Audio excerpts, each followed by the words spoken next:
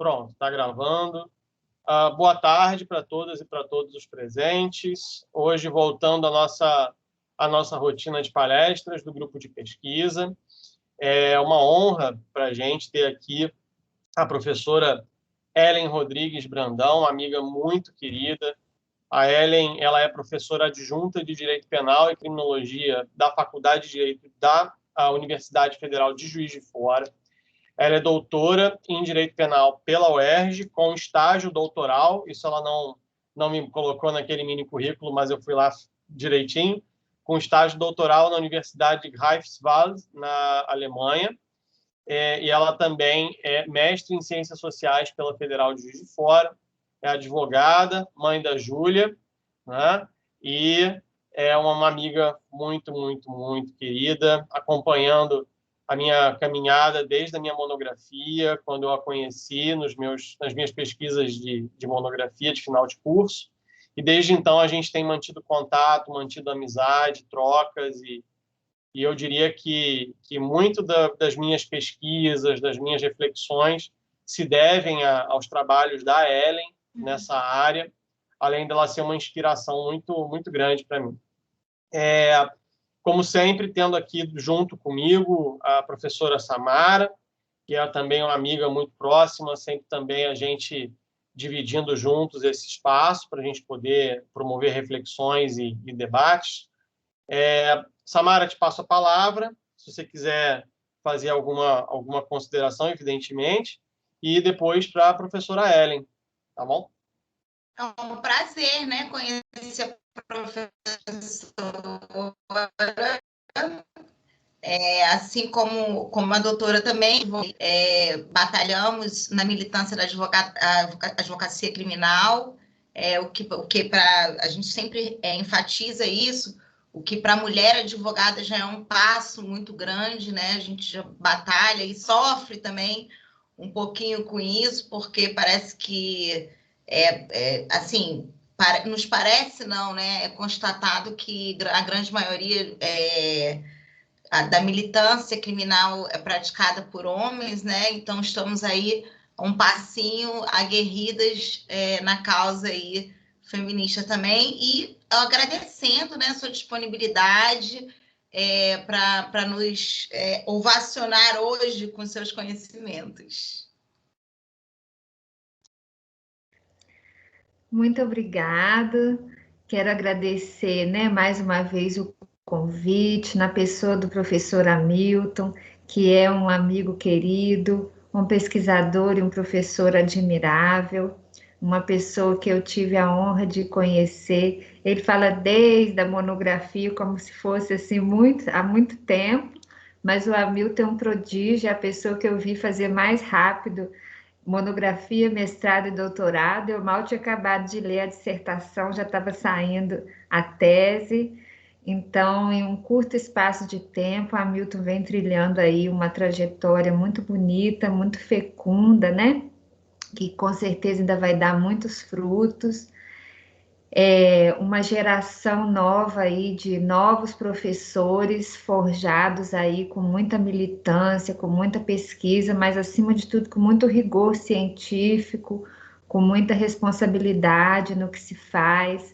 Então, assim, para além dos laços pessoais que nos unem, o meu desejo de estar aqui hoje é também pela admiração e pelo desejo de sempre trocar, porque eu sempre aprendo com Hamilton, sempre aprendo nos nossos diálogos, nas nossas conversas, e com certeza vou aprender hoje aqui com vocês também, tendo aí, né, pessoas novas, engrandecendo aí o nosso debate. É uma satisfação para mim participar de um evento virtual, mas não por isso menos importante, na Estácio, que é uma faculdade onde eu já lecionei no início da minha carreira, né? Aquelas assim, igual artista, né? No início da carreira também não tem muito tempo. E deixa eu ver, eu saí da Estácio em 2012, já quase 10 anos, né? Para entrar na UFJF. e tenho muita saudade dos colegas queridos, da sala dos professores, do ambiente que é sempre promovido assim, de muito respeito, muito amistoso, né, entre todos os professores e os alunos também. A faculdade particular, ela é um pouco diferente da universidade pública nesse aspecto, assim, é um pouco mais intimista, são turmas menores, então a gente acaba tendo um contato mais intenso. E pelo menos o meu contato aqui na Estácio foi assim, e sempre me lembro com muita saudade. Então, quero agradecer em dose dupla, né, o convite pela oportunidade de estar de volta. Parabenizar aí vocês por esse grupo de pesquisa que está se mantendo aí mesmo na pandemia, o que é realmente admirável, que a gente sabe as dificuldades. Espero que a gente consiga concluir aqui, apesar da adversidade do tempo, porque as conexões hoje estão meio abaladas, né? Então, acredito que esses desafios também têm que ser sempre pontuados para valorizar o esforço, principalmente de quem organiza. E estou muito feliz de estar discutindo, né, de poder discutir esse tema da justiça juvenil, sobretudo numa abordagem, né, evidenciando aí alguns aspectos internacionais, já que o aspecto nacional está deplorável, então a gente jogar para o plano internacional traz alguma luz, uma esperança, imagino, né, Hamilton? A gente consegue, assim, é igual na literatura, né? Às vezes a gente se distancia para conseguir ver o de perto melhor. Então, espero que a gente possa fazer isso hoje. Muito obrigada. Com você, Eren, agradeço de verdade pela seu agradecimento, sua gratidão, tudo. E talvez para começar a nossa conversa, a gente pensou nesse tema e temos pensado em trabalhar do ponto de vista internacional e comparado, principalmente porque, de certa maneira, a gente está vivendo um período em que a gente tem que, de certa maneira, retomar alguns pontos muito básicos, né? Eu acho que a gente está experimentando, do ponto de vista político, um momento bastante delicado, extremamente delicado. Então, a gente tem que retomar alguns pontos muito elementares. Na questão da justiça juvenil, por exemplo, muita gente desconhece o ECA, desconhece a nossa trajetória, desconhece as nossas leis,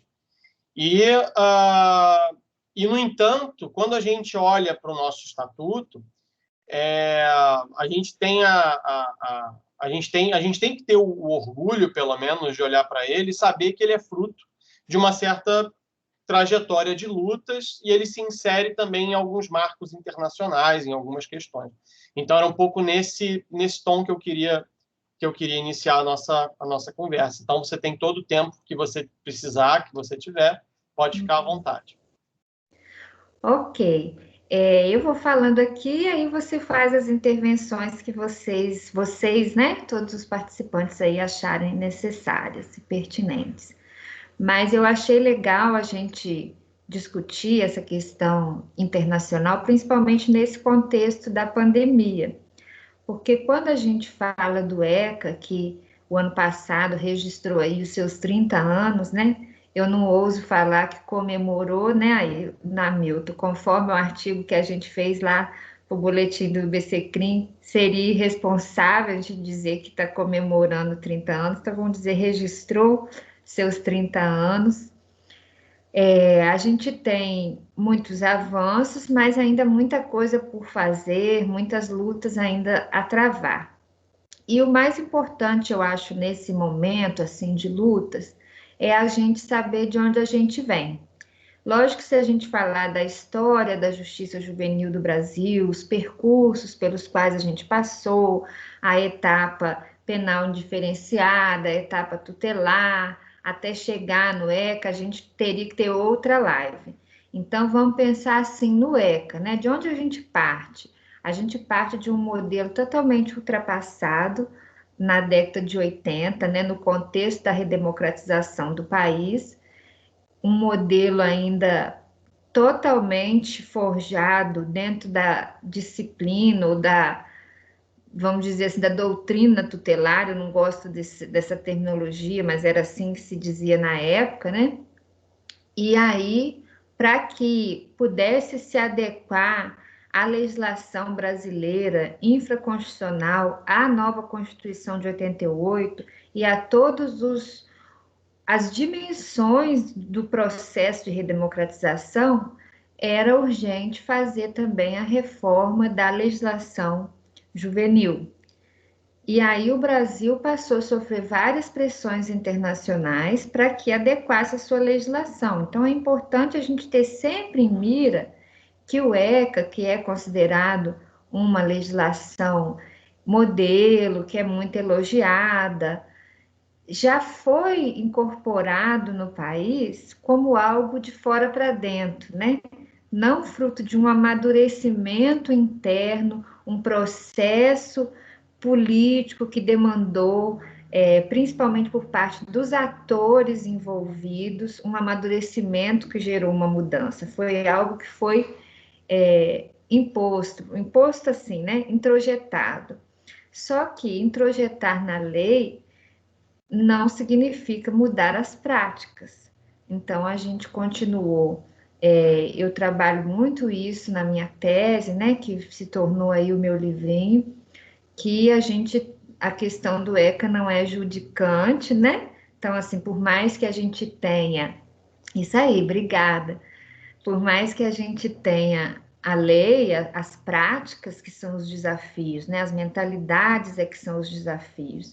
Então, a gente tem muita gente que desconhece o ECA, como você falou, Hamilton, e até mesmo, assim, dos profissionais do direito. Se a gente for ver, vocês aí estão sendo guerreiros, né, de fazer esse grupo, de ter essa discussão, porque normalmente nas faculdades de direito não existe nenhuma disciplina sobre o ECA, a gente vê o ECA normalmente em uma aula de penal, né?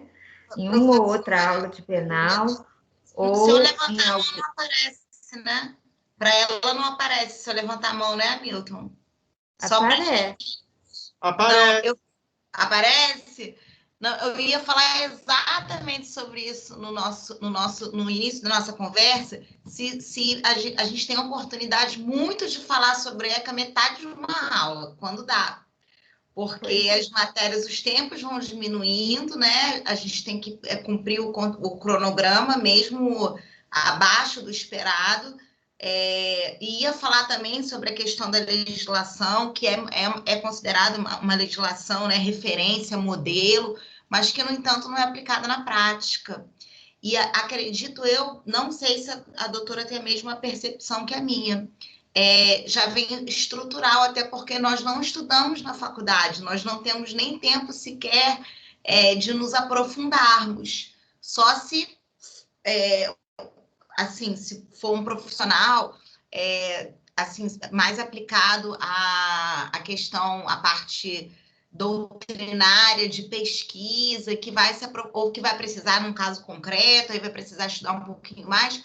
Fora isso, você não consegue discutir sobre a legislação com nenhum civilista, por exemplo, ou até mesmo criminalistas que se dedicam à parte da justiça já do maior e não tanto do menor, não é especialista na justiça do menor, a gente vê isso muito.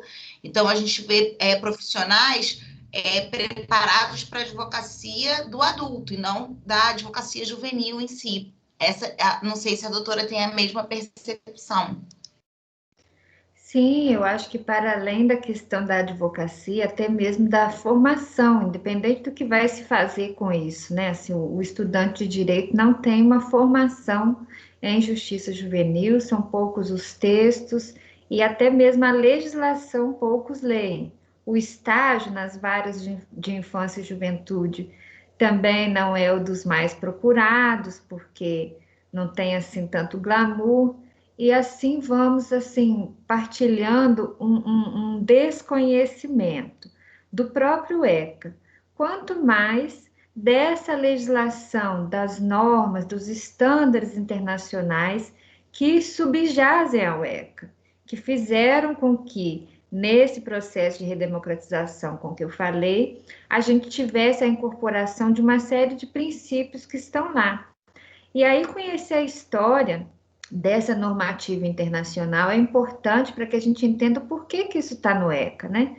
E, assim, 3 princípios básicos que a gente fala da proteção da condição peculiar de pessoa em desenvolvimento, da excepcionalidade e da brevidade, para a gente ficar só nesses.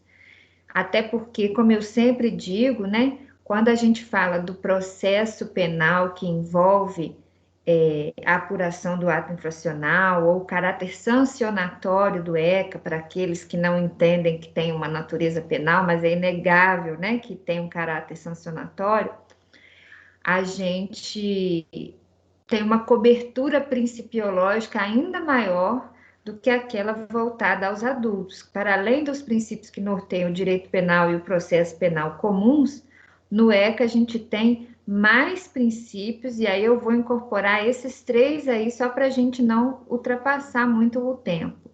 Então, quando a gente fala a proteção da condição peculiar de pessoa em desenvolvimento, é justamente porque, a partir de amplas pesquisas criminológicas, desde a década de 60, em vários países do mundo, foi identificados efeitos deletérios desse modelo que até então era tutelar na formação da personalidade infanto-juvenil.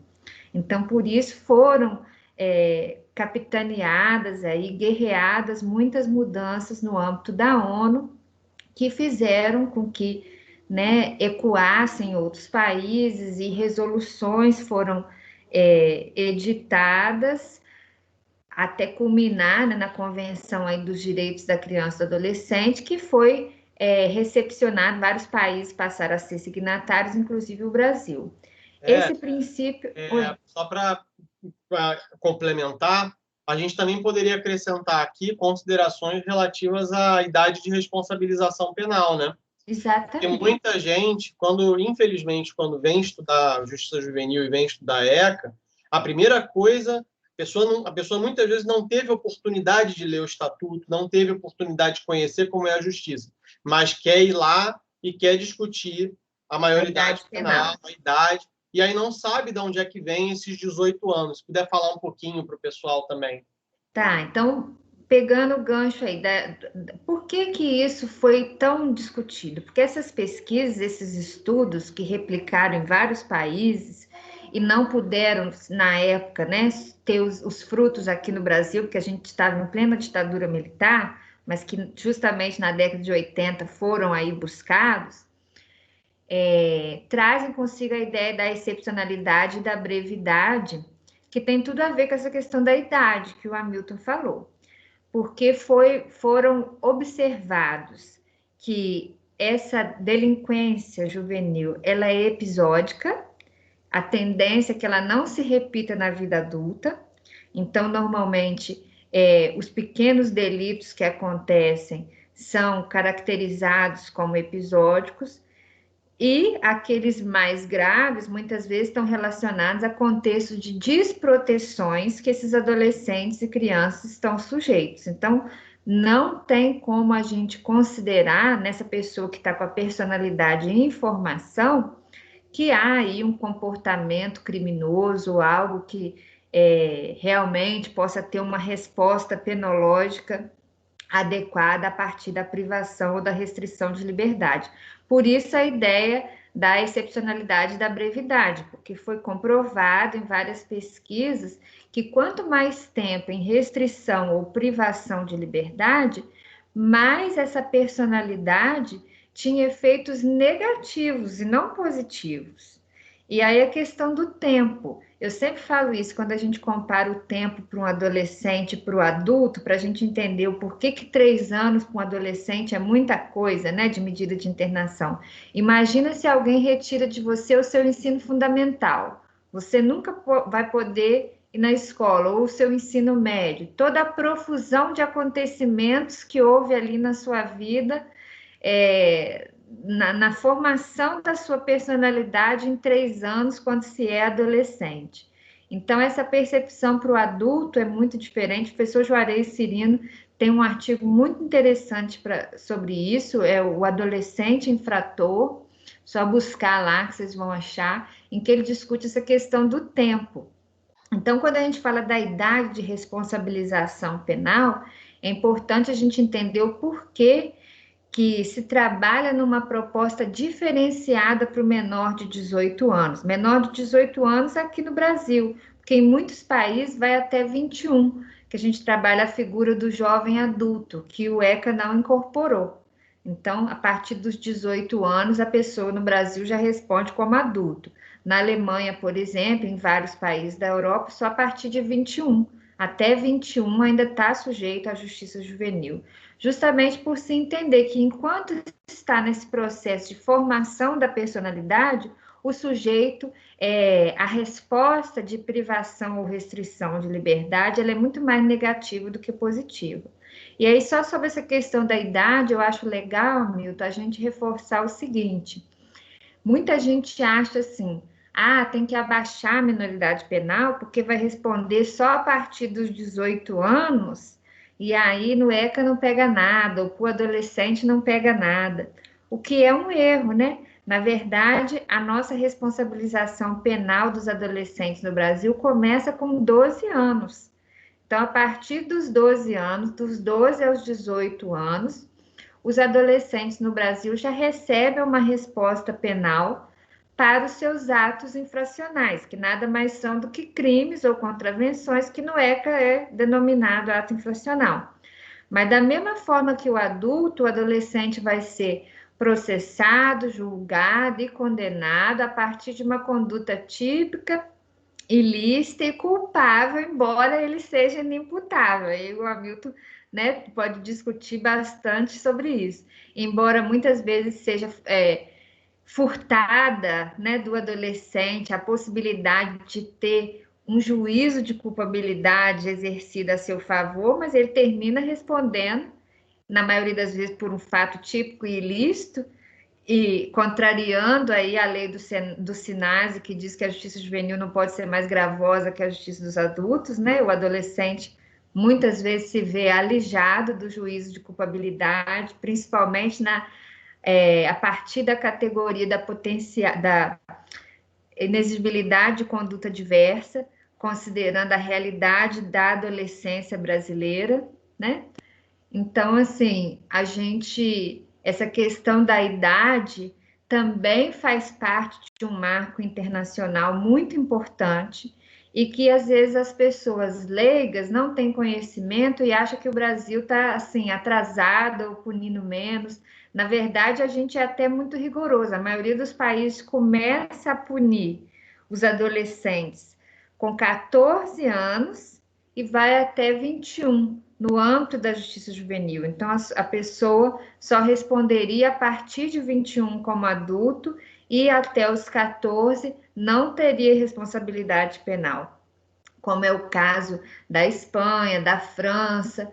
No Brasil, a gente pune desde os 12 e vai só até os 18, não contemplando aí o jovem adulto, embora o Estatuto da Juventude, que é posterior ao ECA, entende que o jovem vai até 29 anos, então o que é um contrassenso, né? Porque como se é jovem até 29 anos e se tem direito a uma série de proteções, se a resposta penal é dada como um adulto. Então, são inconsistências aí de um desconhecimento, ou talvez de uma falta de amadurecimento do Estado brasileiro e dos atores responsáveis pela justiça juvenil no Brasil, de o que é essa mentalidade internacional que fez com que, no âmbito da ONU, fossem estabelecidos vários estándares para que pudesse ser levada a efeito a justiça juvenil nos países signatários. O Brasil é signatário, mas muitas vezes é como se não fosse, né? Então, assim, nesse contexto do Covid, por exemplo, eu estou participando de uma pesquisa que está analisando vários países, qual está sendo a resposta em relação à pandemia de privação e restrição de liberdade de adolescentes.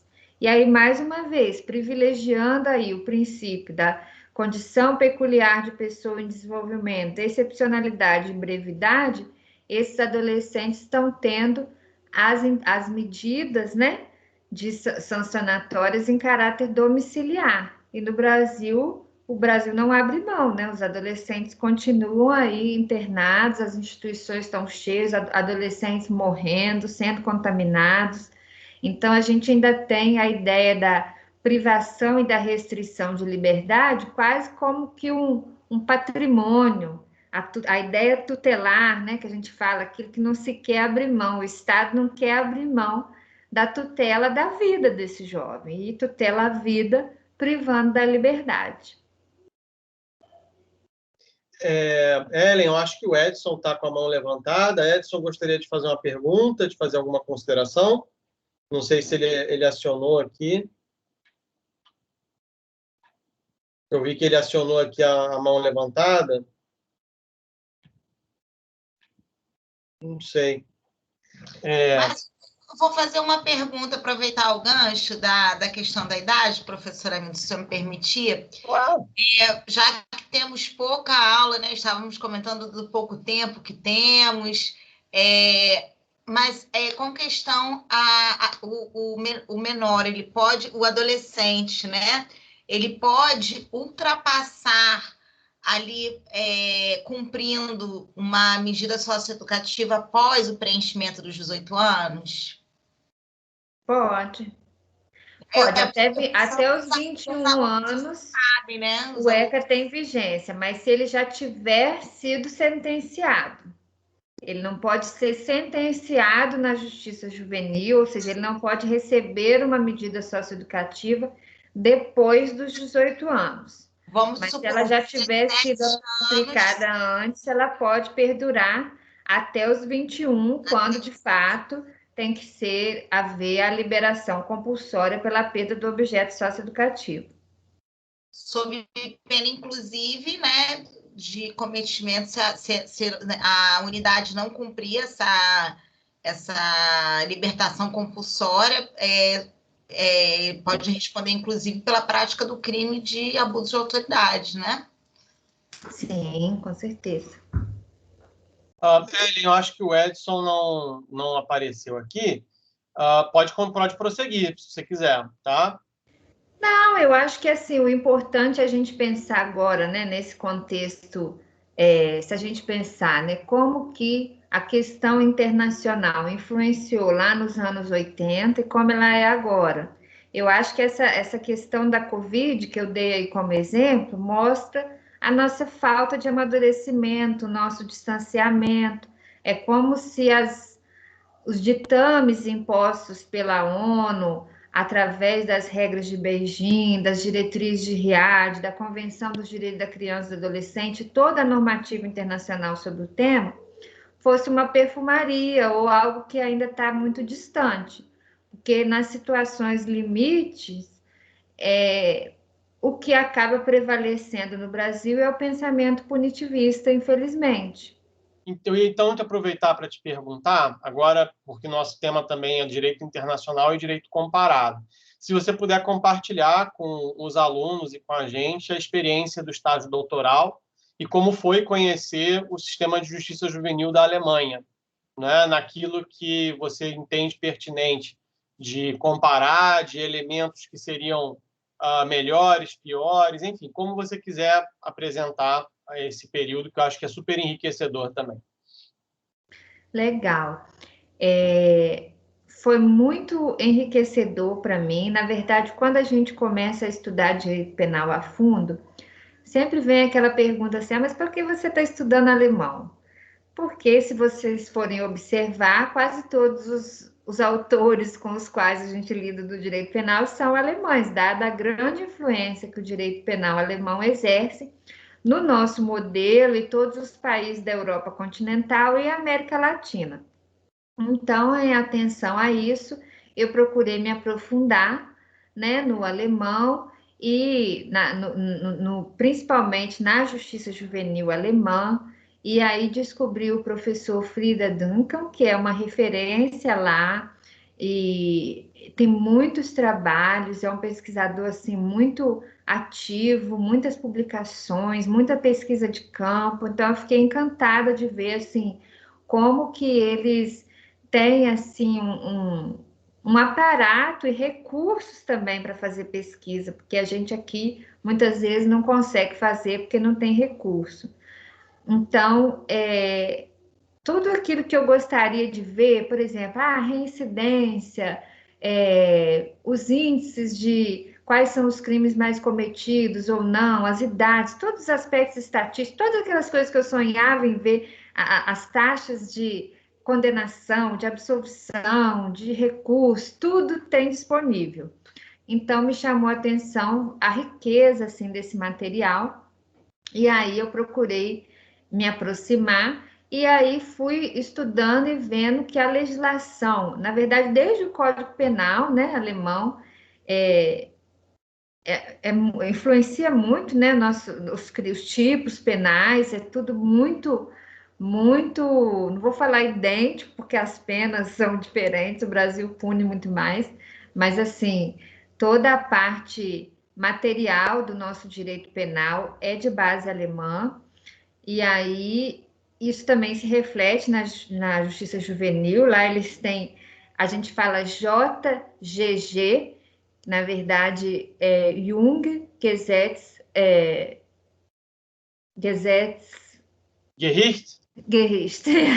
Ah, tá. A minha cabeça está meio assim, gente, porque a pessoa que sai do estado puerperal, ela fica meio assim, entendeu? Então, ele é muito parecido com o ECA, principalmente na questão principiológica, e ele também é de 1990. E ele também reflete esse movimento internacional no âmbito da ONU para a incorporação nas legislações de cada país dos estándares, né, estabelecidos aí na Convenção dos Direitos da Criança.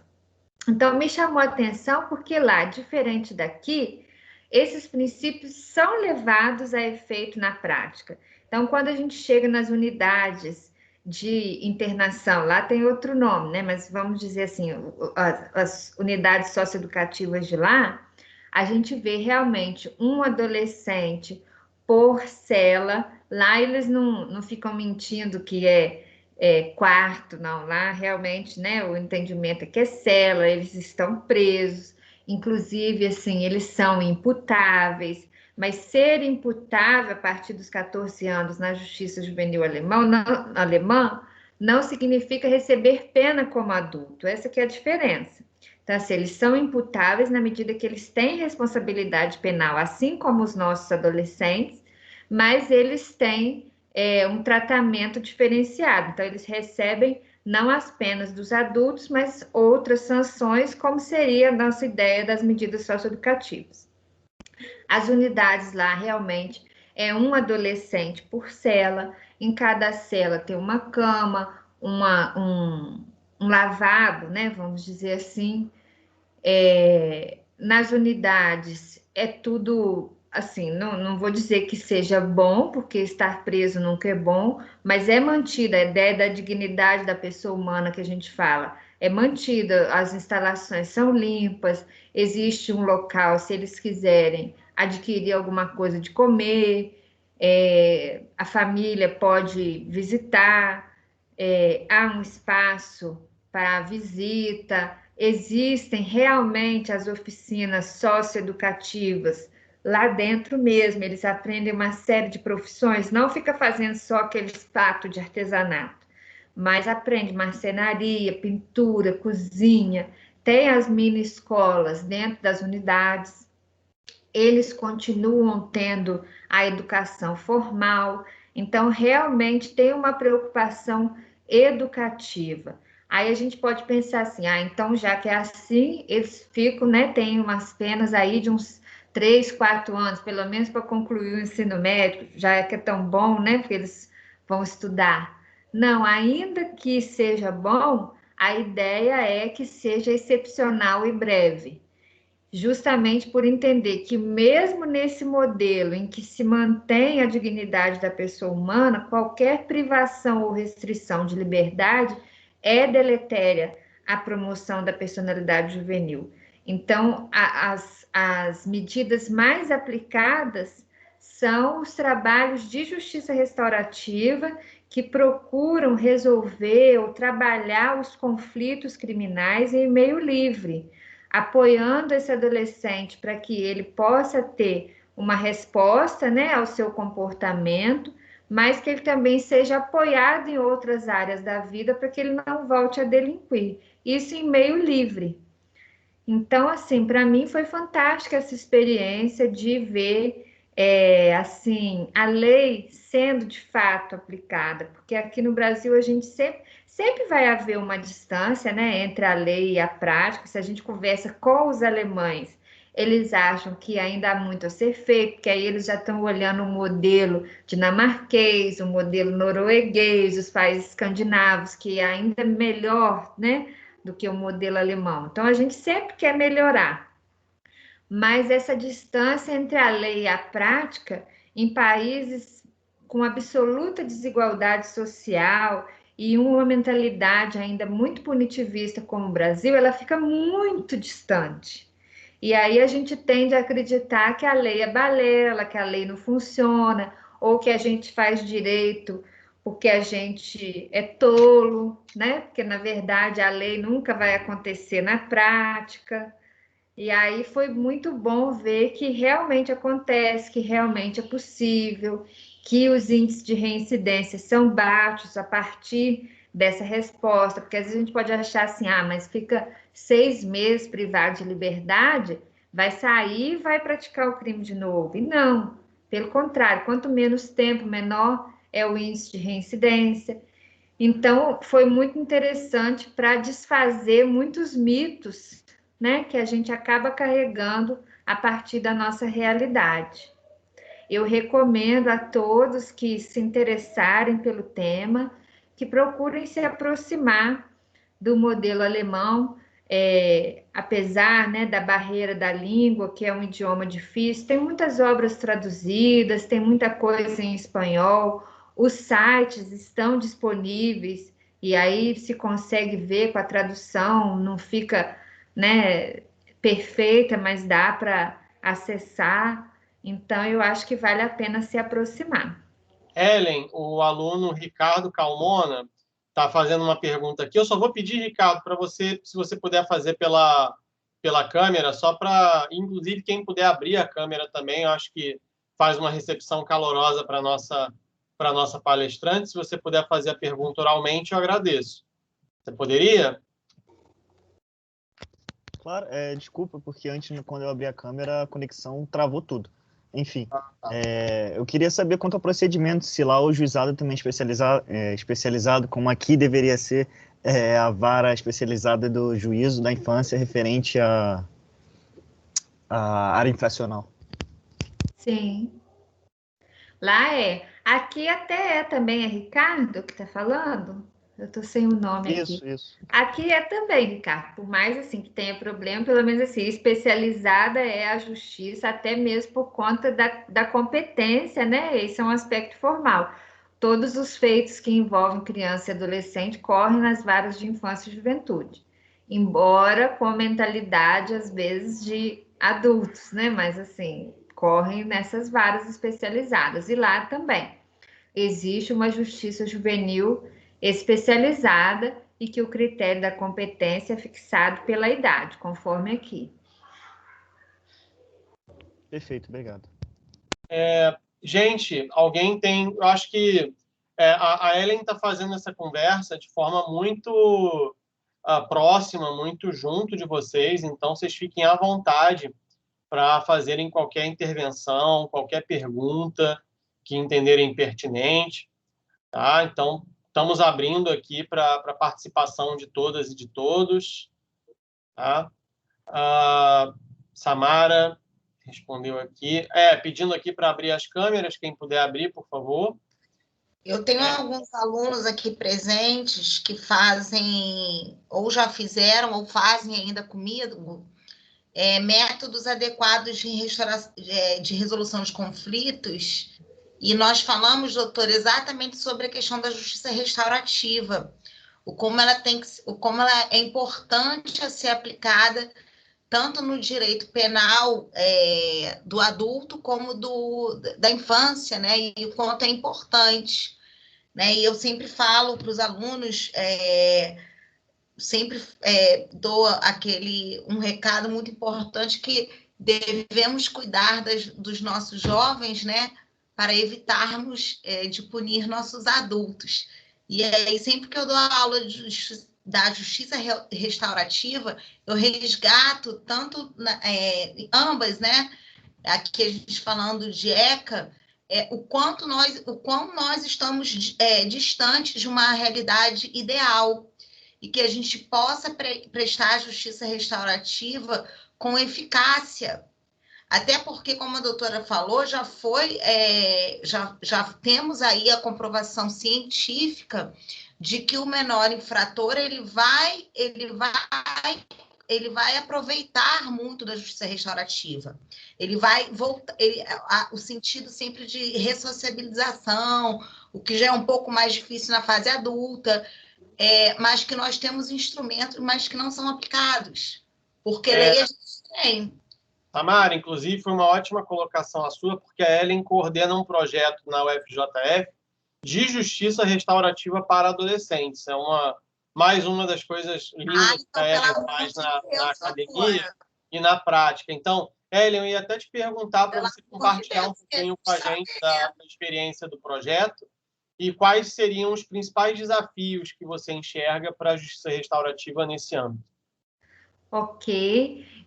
Inclusive, Hamilton, depois eu vou te mandar o link de um artigo que foi publicado agora em dezembro na Direito e Praxis, que traz assim um apanhado desse nosso trabalho de justiça restaurativa aqui no projeto que se chama Além da Culpa, pessoal. E eu acho que vale muito a pena, porque assim, o artigo, é ruim a gente se autoelogiar, né? Mas assim, o artigo ficou bem explicativo, assim, para uma pessoa que vai ter talvez o primeiro contato com a justiça restaurativa na prática. Eu acho que ficou bem bacana, porque muitas vezes eu observava isso, que ficava muito abstrato. Os alunos liam, mas não conseguiam entender assim. Então, tá, como é que a gente aplica isso?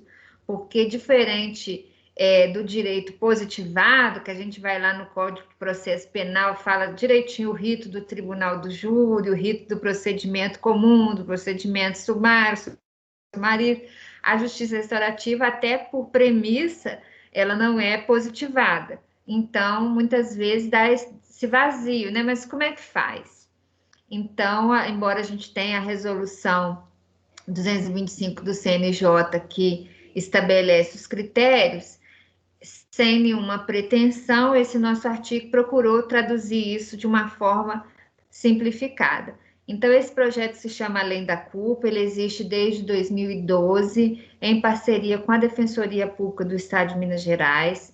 A gente desenvolve aqui como um projeto de extensão da Faculdade de Direito da UFJF, e já passaram mais de 40 alunos por esse projeto, porque, né, eles vão sendo rotativos com o tempo, e a gente faz um trabalho de intervenção através da central restaurativa, que foi montada na própria Vara de Infância e Juventude daqui.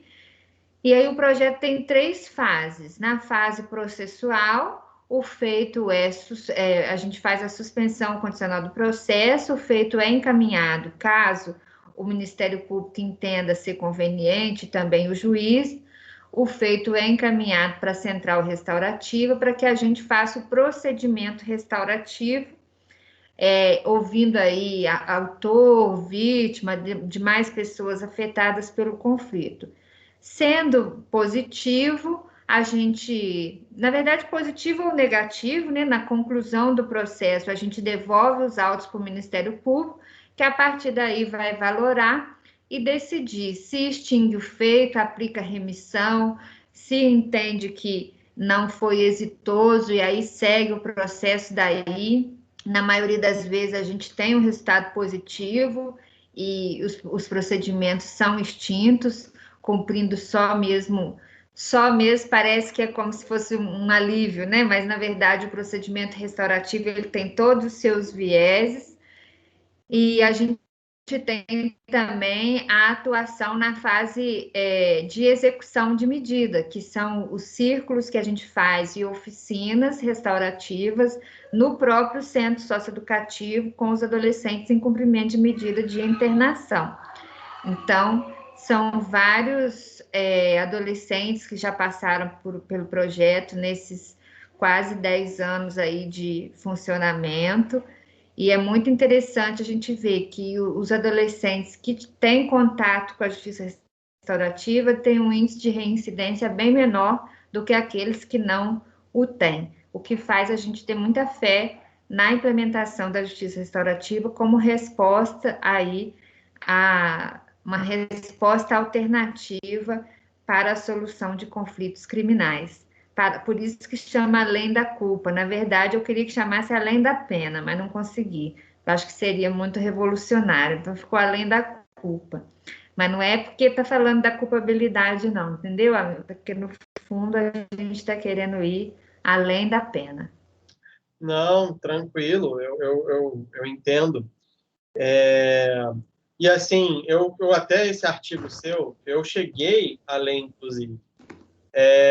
E eu acho que um dos problemas que você destaca é que isso tem sido um desafio, tem a ver com ainda remeterem para a restaurativa casos que são considerados como muito leves, é isso? Você acha que a restaurativa poderia ter uma ampliação maior, não é isso? Pelo que eu entendi? Na verdade, assim, no Brasil, se a gente está falando do amadurecimento do ECA, que tem 30 anos, a justiça restaurativa, então, que é um tema muito mais novo, né, requer um amadurecimento muito maior. Em países como a Alemanha, a Nova Zelândia, o Canadá, a gente tem casos de homicídio sendo encaminhados para a justiça restaurativa. No Brasil, ainda é muito incipiente, é aplicado basicamente só nas áreas no âmbito criminal, né? Só nas áreas de justiça juvenil, de adolescentes, por força aí do princípio da oportunidade. Ainda temos que vencer essa questão da processual aí do princípio da obrigatoriedade ou não da ação penal, se vai propor justiça restaurativa, se não vai. Então, assim, na justiça de adultos, a justiça restaurativa ainda é um sonho. Mas na justiça juvenil a gente já tem resultados, mas com encaminhamentos realmente de atos infracionais de menor potencial ofensivo, com o entendimento, muitas vezes, de que os casos graves merecem respostas graves. Então, que é como se encaminhar para a justiça com o adolescente.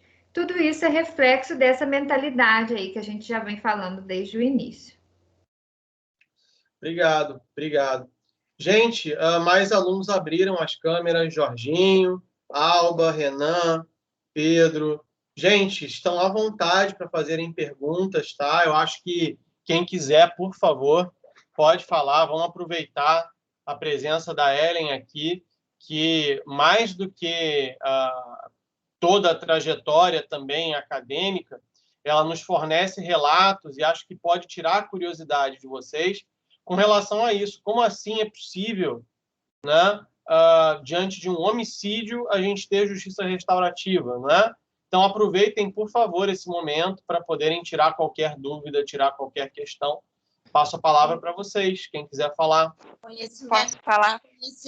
Os conhecimentos práticos dela são primorosos, então aproveitem. A Alba quer perguntar. Pode falar, Alba. Boa tarde a todos, boa tarde, Ellen. No seu aprofundamento de estudo que você fez com relação à diferença entre realmente como que eles tratam o adolescente lá fora, tipo a Alemanha, que você citou, que é o seu caso de pesquisa, e aqui no Brasil, essa questão de até o homicídio ser visto como pode ser na pena restaurativa, é visto talvez de forma diferente o adolescente que mata? Como que fica esse peso lá fora, mais ou menos? Não sei, talvez o jeito deles personificar ou ver é diferente do brasileiro, talvez? Boa tarde, Alba. Obrigada pela pergunta. Eu vou responder já pedindo desculpa a vocês aí, porque em razão do tempo, né, eu não vou poder me estender mais, mas eu não sei se eu entendi, Alba. Você está querendo saber se fica algum estigma em relação ao adolescente, se ele é mal visto por ter sido, por seria ser um um homicida, né? diferencial. Vamos pensar assim. Porque aqui no Brasil, o adolescente que comete um homicídio, ele é visto como uma reprodução do Champinha, né? Como se todo adolescente que pratica um homicídio fosse um adolescente cruel, perigoso, serial killer, que merecesse ficar preso e punido sem dó nem piedade, com todo esse clamor que a gente tem aí midiático e aí também na sociedade de modo geral. Lógico que em todos os países os quais eu tive contato, o homicídio é o crime mais grave, continua sendo visto como um crime grave, assim como os crimes sexuais, os crimes que a gente fala que são o núcleo duro do direito penal. Só que nesses países existe muita clareza de que os adolescentes que cometem homicídios são muito poucos. Se a gente observar, e isso acontece aqui no Brasil também, as estatísticas, os crimes de menor incidência são os crimes violentos contra a vida. Então, a gente já tem um caminho aí, né? Que diferente do que a gente pensa, assim, então, né, vai chover homicídio. O homicídio é um caso excepcional, principalmente na Alemanha.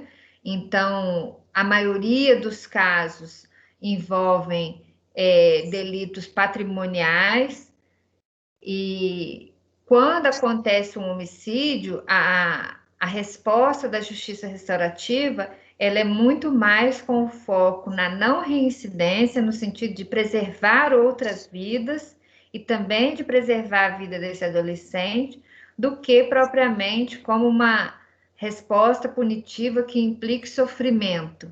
Porque muitas vezes aqui no Brasil a ideia de fazer justiça ela é muito confundida com a ideia de vingança, né? Assim, se a pessoa matou, então ela tem que sofrer, ela tem que quase que morrer, né? Como é proibida a pena de morte, então a gente vai querer que ela seja punida de uma forma muito sofrida.